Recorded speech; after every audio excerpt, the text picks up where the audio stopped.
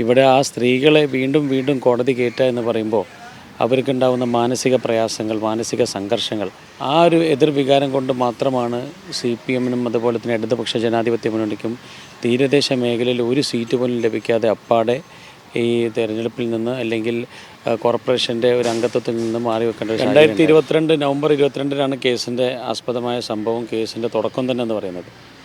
ഇപ്പോൾ നിങ്ങൾക്കറിയാം, കുരുക്കുകൾ അഴിയപ്പെടാത്ത രീതിയിലേക്കുള്ള വകുപ്പുകൾ ഇട്ടിട്ടാണ് ഈ പറയുന്ന 44 പ്രതികൾക്കെതിരെ ഭരണകൂടം കുറ്റം ചുമത്തിയിട്ടുള്ളത്. ഇന്നിപ്പോൾ കോടതി വിധി പറഞ്ഞിട്ടുള്ളത് 18-2 മാറ്റി വെച്ചിട്ടുണ്ട്. 44 പ്രതികളിൽ 1-2 പേർക്ക് അസൗകര്യം കാരണം വരാൻ സാധിക്കാത്തത് കൊണ്ട് അവരെ എല്ലാവരും വരുന്ന ദിവസം മാത്രമേ ഇനി കുറ്റപത്രം വഹിക്കാൻ സാധിക്കുകയുള്ളൂ എന്നുള്ളതാണ് കോടതിയുടെ നിലപാട് വന്നത്. അതുകൊണ്ട് 18-2-2027-26 മാറ്റിവെച്ചത്. അപ്പോൾ അങ്ങനെ വരുമ്പോൾ അന്ന് റംസാൻ 2ആണ്. ഇപ്പോൾ അവർ തന്നെ വലിയ ഒരു പ്രയാസപ്പെട്ടിട്ടാണ് ഇത്രയും കാലം കേസിനൊക്കെ പോയിട്ടുണ്ടായിരുന്നത്.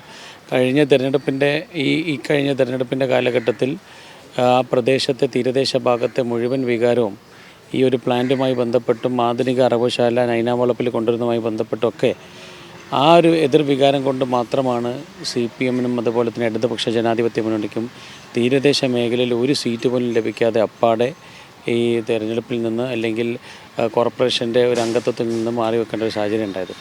അതിൽ നിന്നെങ്കിലും ഈ തെരഞ്ഞെടുപ്പ് വിധിയിൽ നിന്നെങ്കിലും അവർ നല്ല പാഠം പഠിക്കട്ടെ എന്നുള്ളതാണ് ഈ ഒരു സാഹചര്യത്തിൽ പറയാനുള്ളത്. രാഷ്ട്രീയം വെച്ച് നോക്കുന്ന സമയത്ത് നമ്മൾ കേസുമായി മുമ്പോട്ട് പോകുന്നതിനെക്കാട്ടി ഉപരി ഇവിടെ ആ സ്ത്രീകളെ വീണ്ടും വീണ്ടും കോടതി കയറ്റുക എന്ന് പറയുമ്പോൾ അവർക്കുണ്ടാകുന്ന മാനസിക പ്രയാസങ്ങൾ, മാനസിക സംഘർഷങ്ങൾ, ആ മാനസിക സംഘർഷം ഒരു സ്ഥാനാർത്ഥി എന്ന നിലയ്ക്ക് ബോധ്യപ്പെട്ടതിൻ്റെ അടിസ്ഥാനത്തിലാണ് ഒരു വാഹനം അവർക്ക് വേണ്ടി കോടതിയിലേക്ക് കൊണ്ടുവരികയും തയ്യാറാക്കുകയും കോടതിയിൽ കൊണ്ടുവരികയും അതിനുശേഷം ഇങ്ങനെ ഒരു ചെറിയൊരു മാനസിക റിലീഫ് കിട്ടുന്നതിന് വേണ്ടിയിട്ട് ഇങ്ങനെ ബീച്ചിൽ വരികയും നമ്മൾ ഒരുമിച്ച് ഒരു ഐസ്ക്രീമും ചായയൊക്കെ കുടിക്കുകയും ചെയ്ത് ഒരു പാട്ടൊക്കെ പാടിയിട്ടാണ് ഇപ്പോൾ അവർ പിരിഞ്ഞു പോയിട്ടുള്ളത്.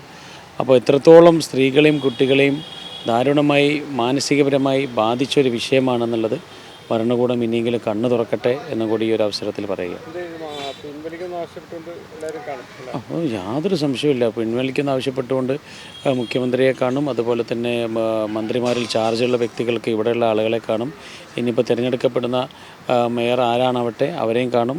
എന്ത് തന്നെ ആയാലും ഈ വരുന്ന 18-2 മുമ്പായിട്ട് തന്നെ ഈ കേസിന് പിൻവലിക്കാനുള്ള സകല സമ്മർദ്ദവും നമ്മുടെ ഭാഗത്തുണ്ടാവും, ഈ നേതാക്കളുടെ ഭാഗത്തുണ്ടാവും. ഇവരൊക്കെ സമരസമിതിയുടെ നേതാക്കൾ കഴിഞ്ഞ 2 വർഷമായി നടത്തിയ പോരാട്ടത്തിൻ്റെ ഫലമായിട്ടാണ് ഇങ്ങനെയെങ്കിലും ഇത്രത്തോളമെങ്കിലും എത്തിക്കാൻ ചെയ്തത്. 1-2 കേസൊക്കെ ഫൈനടച്ച് നമ്മൾ തീർത്തിട്ടുണ്ട്. പക്ഷെ അത് പോരാ, ഇനിയും 44 പേര് അടങ്ങുന്ന ഈ ഒരു കേസും കൂടി തീർന്നെങ്കിൽ മാത്രമേ ഇതിനൊരു അവസാനം ഉണ്ടാവുകയുള്ളൂ.